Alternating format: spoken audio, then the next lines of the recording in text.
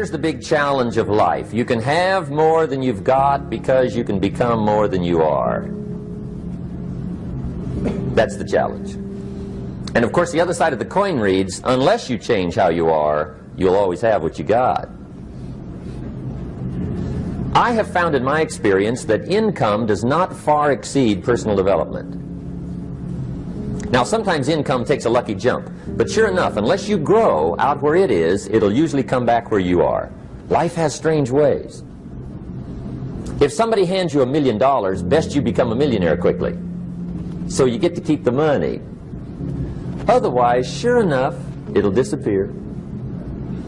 Somebody once said, if you took all the money in the world, divided it up equally among everybody, it would soon all be back in the same pockets. Incredible. Success is something you attract, not something you pursue. Success is looking for a good place to stay. So instead of going after it, you work on yourself. Personal development. See, the major question to ask on the job is not what are you getting? The major question to ask on the job is what are you becoming? See, the big question is not what am I getting paid here? The big question is what am I becoming here? Because true happiness is not contained in what you get. Happiness is contained in what you become. So that's our major subject for tonight, personal development. Of all the assignments Mr. Shoaff gave me at age 25, this was probably the most difficult. In fact, I'm still working on this one. I think it's an unending challenge to see what you can become. The next subject is called Basic Laws. And it's good to study the basics. And I call these basics primarily because they come from the Bible. Now, I'm not a theologian or a minister, and that'll be apparent. But Mr. Shoaff taught me that the Bible was a good textbook for ideas and stories and success equations, how to live the better life. I found out that was true. He also taught me that the Bible is as practical as it is spiritual, and I found out that's true. If you look at your bank account and your income and you're not happy, there's several places in the Bible to check to see what the heck's wrong so you can make the changes. And we're going to cover some of those tonight, called basics. Okay. The next subject is my favorite, setting goals. Mr. Shoaff taught me how to set goals. What a favor that was. One morning at breakfast, shortly after I met him, he said, Jim, let me see your current list of goals, and let's go over them and talk about them. He said, maybe that's the best way I can help you get a better direction started. And I said, I don't have a list. He said, well, is it out in the car or home somewhere? I said, no, sir. I don't have a list anywhere. He said, well, young man, that's where we got to start. He said, I can tell you right now, if you don't have a list of your goals with you, he said, I can guess your bank balance within a few $100s. Which he did. And that got my attention. I said, you mean my bank balance would change if I had a list of goals? He said, drastically. That day I became a willing student how to set goals. And sure enough, learning how to set goals changed my life. And I often wondered why no one had ever taught me how to set goals up until age 25. I went to high school, but if they offered it, I missed it. I went to college for a year, never heard it. I worked for Sears. Really. And to my knowledge, Sears never taught it. Right? How to set goals. So here I am, age 25, married, my family's starting, I've been to college, I'm working, and I still don't know how to set goals.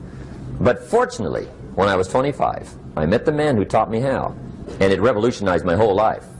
Economically, socially, personally, it's incredible. So I want to share with you tonight what Mr. Shoaff shared with me, how to set goals. It can be a life changer. Okay. The next subject is the negative part of the seminar. Life is part negative, so we got to talk about the negative. And this subject is called diseases of attitude. Diseases of attitude. There's a lot of things that can wreck your chances to do well. We live in a rather dangerous world, so you got to be not only wise, you got to be careful. Now, attitude diseases are just as bad as physical diseases, right? High blood pressure, heart trouble. I mean, a lot of things lace your chances to do well. So you've got to be careful. And attitude diseases are deadly. I mean, they'll destroy all the good things you start. Okay? So we'll go through those attitude diseases, how to spot them, how to look for them, what they are, and the cure. And I'm a pro on these because I've had them all, so I can give you excellent advice on these. Now, the last subject we're going to consider tonight is called the day that turns your life around. The day that turns your life around. And under this subject, we're going to talk about the emotions that can change your life. Human beings are emotional creatures, and emotions are powerful for life change. Now, of course, emotions are so powerful they can go either way on you. Emotions can either build or destroy. So you really have to employ emotions properly. We call civilization the intelligent management of human emotions. If you can intelligently apply your emotions in the right direction, no telling what can happen. Could turn your life around one day would be sufficient. So we'll talk about those. Okay. Now that's a lot to cover in one evening, but we'll keep at it here and see if we can't get it all done. I'd like to have you now jot down the theme of the seminar. Every seminar should have a theme, I guess. We've got one. It's on some of our literature if you happen to notice it, but if you didn't, for your notes, here it is. The theme of the seminar goes like this: the major key to your better future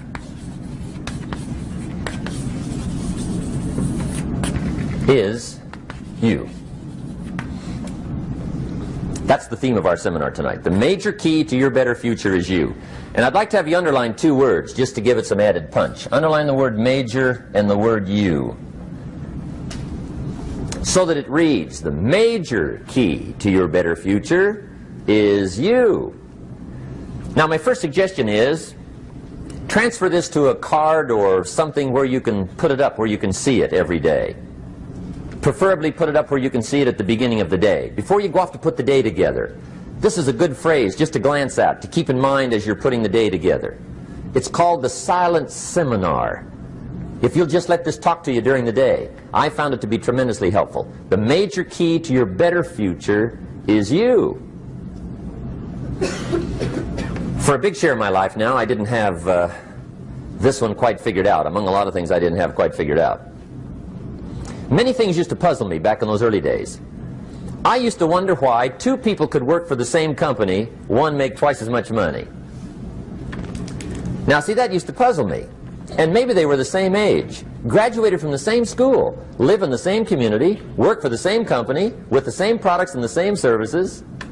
They've got the same traffic, the same problems, and one makes $1,000 a month, the other one makes $2,000 a month. Now that was my puzzling question. Why would this long list be the same and the money twice as much? I asked, what's the difference between $1,000 a month and $2,000 a month? And I don't mean $1,000 a month, right? I could figure that out.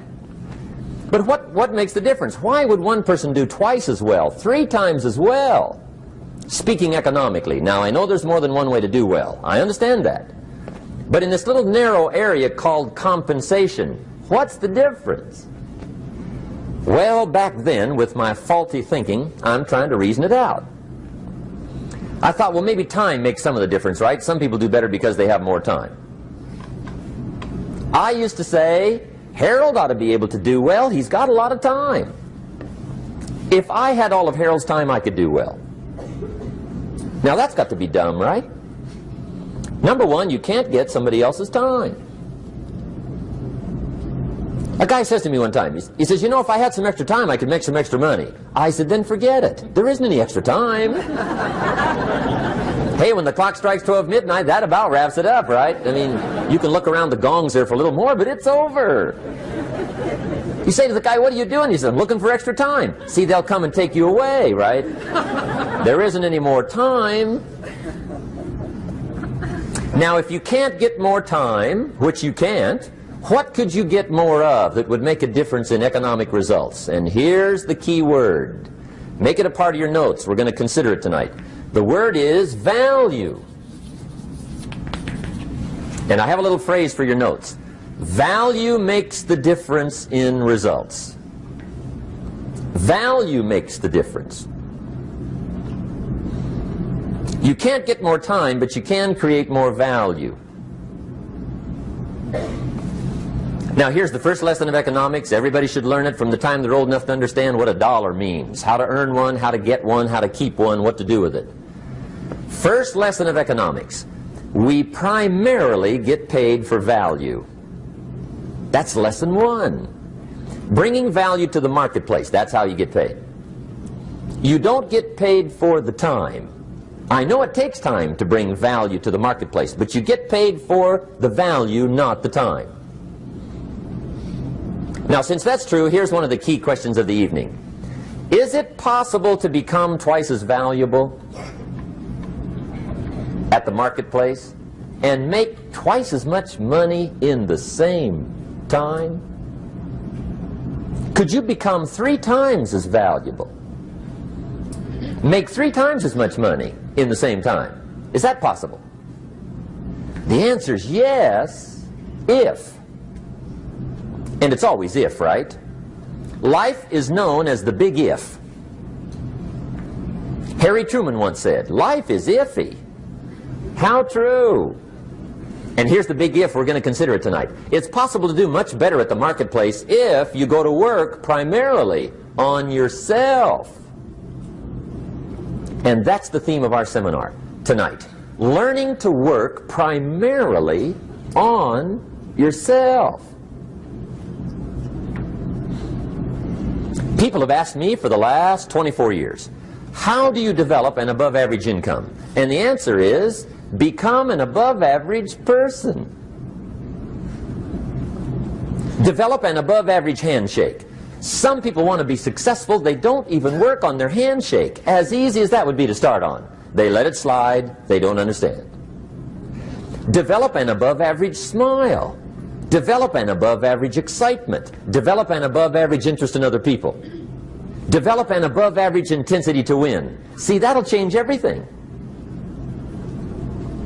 Probably one of the most frustrating experiences in life is looking for an above average job with above average pay without becoming an above average person.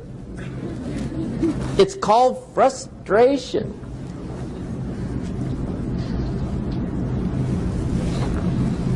And Mr. Shoaff gave me probably the greatest clue he gave me when I first met him.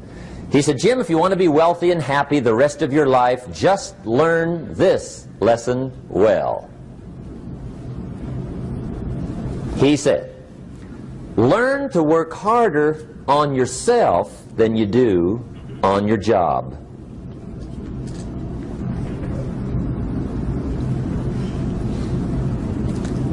Then Mr. Shoaff gave me probably one of the most important clues among so many things he taught me, but this was in those early days. Mr. Shoaff was very kind, but he was also very abrupt. And he had these interesting questions to ask. I'm giving him a little rundown one day on how things hadn't worked out for me. He said, Mr. Rohn, I've got the answer for you if you will listen carefully. And listen carefully I did that day and for the next 5 years. If somebody's wealthy and happy, you gotta listen. He said, Jim, I've only known you a short time.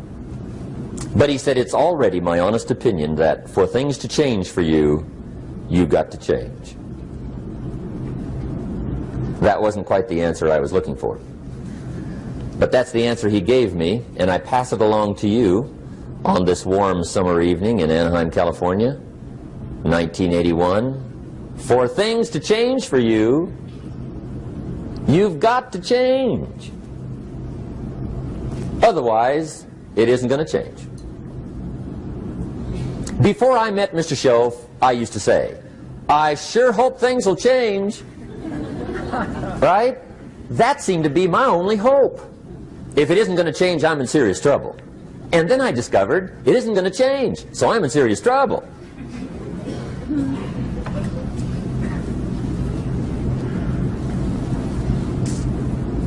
See, I can tell you what the 80s are going to be like. You have dropped into the right place. I did a seminar one time for Standard Oil executives and management in Honolulu. And we're having a conference one day on this big conference table. And one of them said to me, Mr. Rohn, you know some fairly important people halfway around the world. What do you think the 80s are going to be like? I said, gentlemen, I do know the right people. I can tell you. So they all listened very carefully. And I said, gentlemen, based on my wide experience, I can really honestly say to you, in my opinion, in the 80s, it's going to be about like it's always been. Aren't you glad you came? That's inside. I don't pass that around just everywhere. Now, of course, I said that to make a point, but I also said it because it's accurate. It's going to be about like it's always been. It isn't going to change. The tide comes in, and then what? It goes out. For 6,500 years that we know of, recorded history, and probably long before that. So it is not going to change. It gets light, and then what? It turns dark. 6,500 years. See, it's not likely to change. And we're not to be startled by that. If the sun goes down, the guy says, what's happened, what's happened? It means he hasn't been here long, I guess, right? It always goes down about this time. The guy says, well, I don't like that arrangement. Well, you got to talk to somebody besides me, right? It gets light, then it turns dark. In rotation, the next season after fall is what? Winter. Pray tell, how often does winter follow fall? Every year regularly for the last 6,500 that we know of. See, it is not going to change. Now, some winters are long, and some are short, and some are hard, and some are easy, but they always come right after falls. It isn't going to change. Sometimes you can figure it out, sometimes there's no way to figure it out. Sometimes it goes well, sometimes it gets in a knot. Sometimes it sails along, sometimes it gets in reverse. See, that's not going to change. The last 6,000 years reads like this: opportunity mixed with difficulty. That's how it reads. It isn't going to change. The man says, well, if it isn't going to change, how will my life ever change? Answer, when you change. And whether I'm talking to high school kids or business executives, my message is always the same. And it goes like this: the only way it gets better for you is when you get better.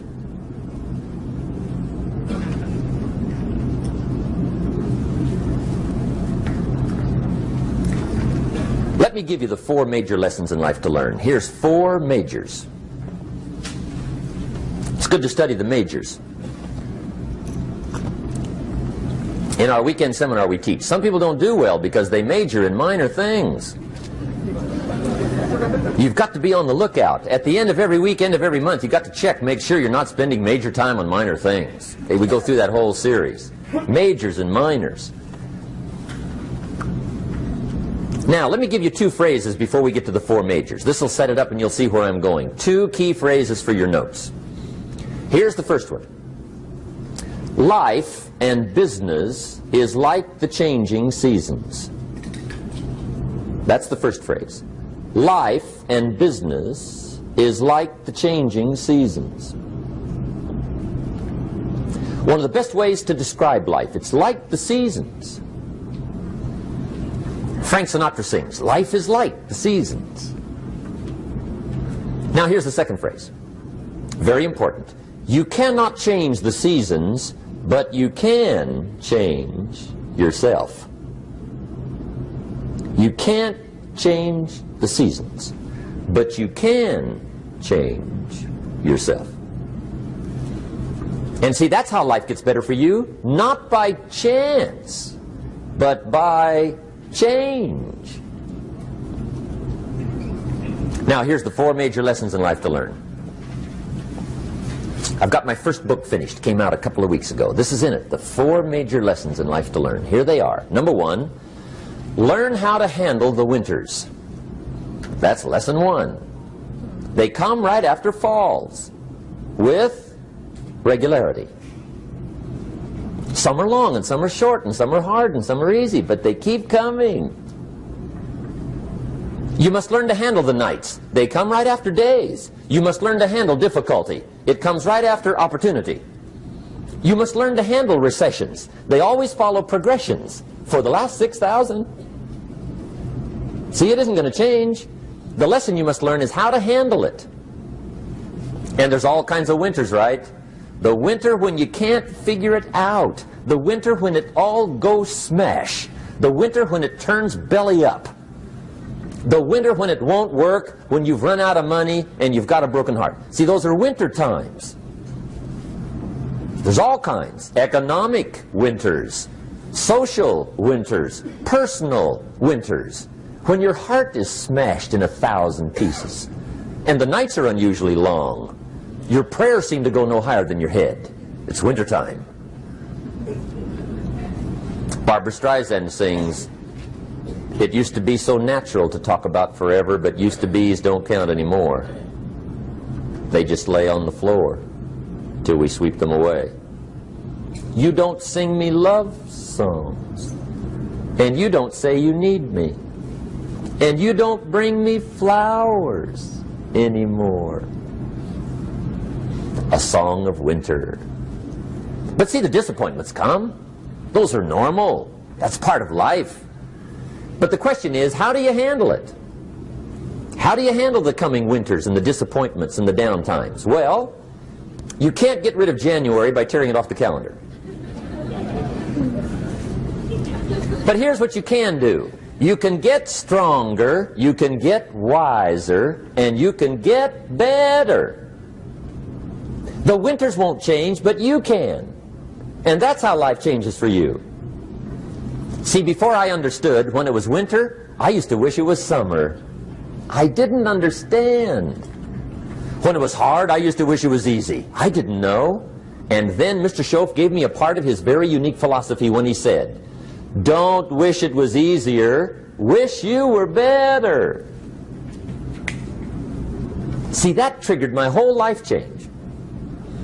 Don't wish for less problems. Wish for more skills.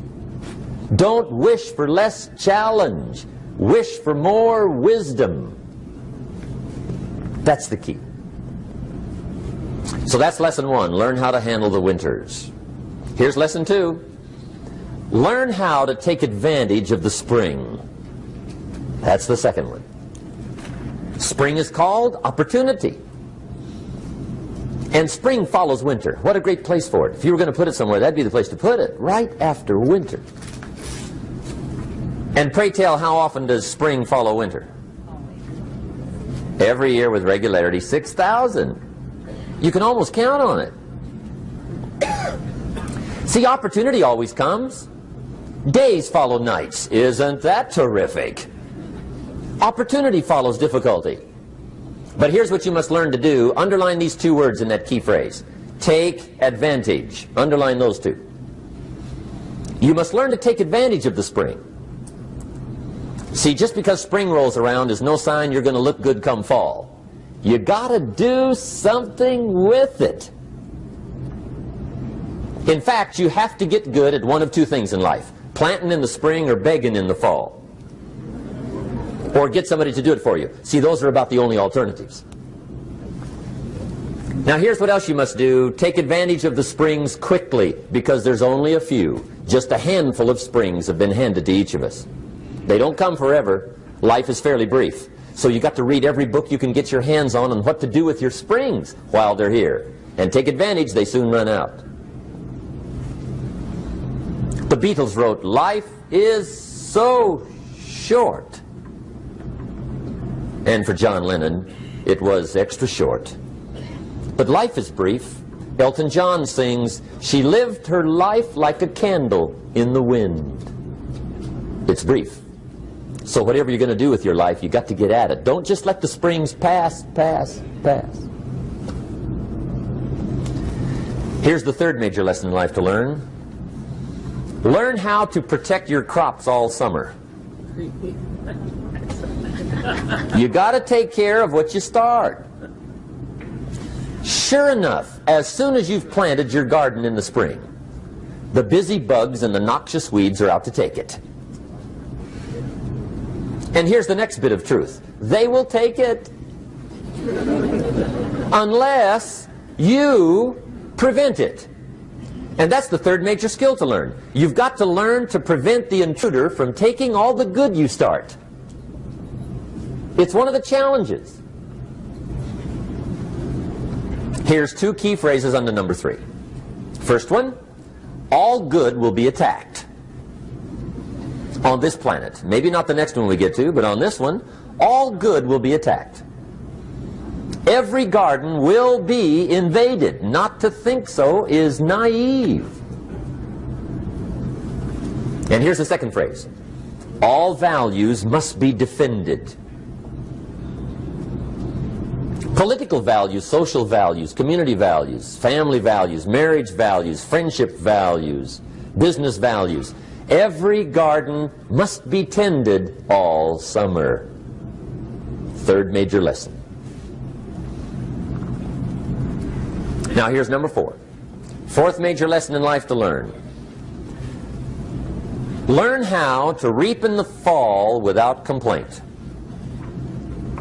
Learn to reap come harvest time without complaint. Take full responsibility for what happens to you. It's one of the highest forms of human maturity, accepting full responsibility. It's the day you know you've passed from childhood to adulthood, the day you accept full responsibility. And another note, learn to reap in the fall without apology. Without apology if you do well, and without complaint if you don't. That's maturity. I used to have that long list of reasons why I wasn't doing well. To explain. You got to explain, right? Otherwise you're going to look bad. I used to have this funny list called Reasons for Not Looking Good.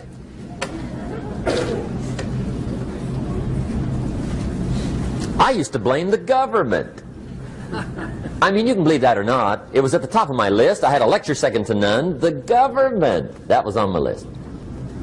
I used to blame taxes. Look what you got left after they take everything. And they expect you to do well. That was on my list there.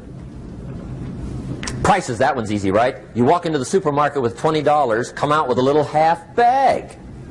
So I had that on my list. I used to blame the weather. I blamed the traffic.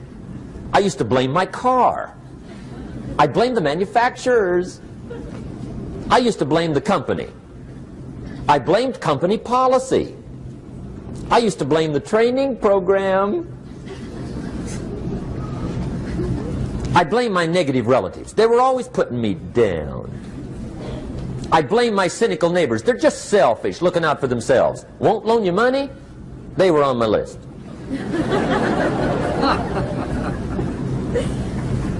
I used to blame the economy. I blamed the community. That's a pretty good list for not doing well, isn't it? I thought it was good. I'll never forget one day, Mr. Shoaff was very kind, but he was also very blunt, and this was no exception. And I'm glad he was blunt. There's a lot of things I'd have missed if he hadn't have been blunt. One day, with sort of a curious look on his face, he said, "Jim, just out of curiosity, tell me, how come you haven't done well up until now?" Excellent question. I thought, well, so I won't look too bad, I'll go through my list. And this list I just gave you, I put that on him. And he was very patient. He let me go through the whole thing, the government, the weather. I went through this whole thing. When I finished, he looked my list over very carefully. He said, "Mr. Rohn, big problem with your list. You ain't on it." How brilliant.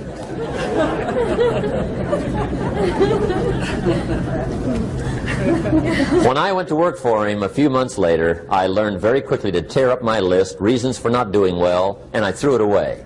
And I got me a fresh piece of paper. And I put one word on it.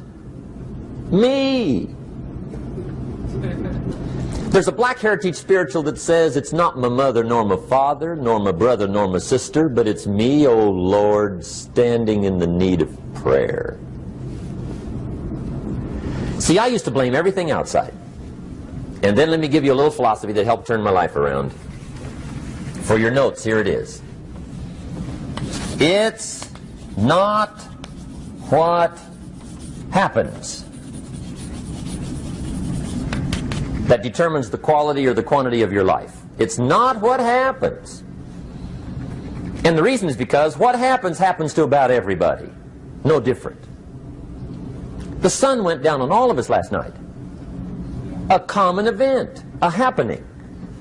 And I found out that the same things can happen to two different people. One gets rich and one stays poor. Why is that? It's because it's not what happens, but rather it's what you do that changes everything. So that's a key phrase. It's not what happens, it's what you do. What happens is about the same. You might put that in parentheses here. Same. What people do, that's what's different. Anything can happen, right? Everything can happen. I've heard all the stories. I've been one of the stories. Hey, we could all tell stories all night long, right? Happenings. Anything can happen. Have you heard of Murphy's Laws? Anybody here heard of Murphy's Laws? Okay, most of you have. Murph had these laws. One of them was, if anything can go wrong, it will. That's one of Murphy's Laws. He was not one of the great positive speakers of the day. But anyway, it's still true though, right? Anything can go wrong, everything can go wrong. For sure. I've fallen out of the sky so many times. Once to the tune of a couple of million. Devastating. Took me a while to survive that one. Now, it wasn't all that much, but it was all I had. I mean, that's when it's much, right? When it's all you got. If you got 3, 2 go, you got 1 left, you ain't looking that bad. But when it all goes. Has anybody been there when it all went? Anybody? Come on, the rest of you liars. Go ahead. Hey, we've all been there, right? When it all went.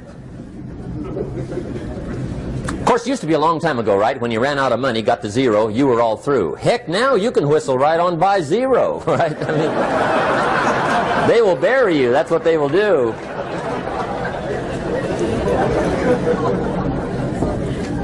But see, those are the happenings, right? Everything can happen. Anything can happen. But it's not the happenings. It's what you do about it. Somebody says, yeah, but you don't understand the disappointments I've had. Come on. Everybody's had their share. Disappointments are not special gifts reserved for the poor.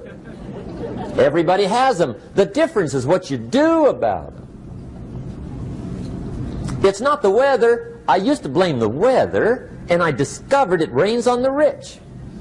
So see, that won't help.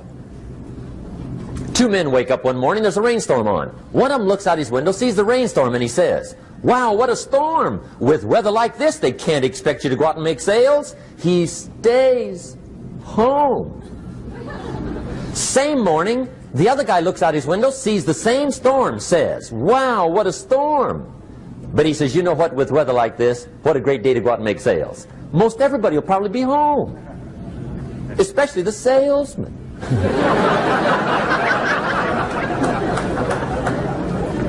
See, that's the difference in how your life works out. It's not what happens, it's what you do. So here's one of the key questions of the evening. Starting tomorrow, what are you going to do that'll make a change in your life's direction? Good question. What are you going to do starting tomorrow that'll make a difference? Now see, if you don't do something starting tomorrow that'll make a difference, guess what? It's gonna be the same. And see, that way you can guess what the next 5 years are going to be like. Look at the last 5. Because the next 5 are going to be like the last 5 unless you, major key, tomorrow, change it all. Or change a little, or change something, or don't change. It's choice time. You can do whatever you want. But it's nice to know any day you wish you can change your whole life.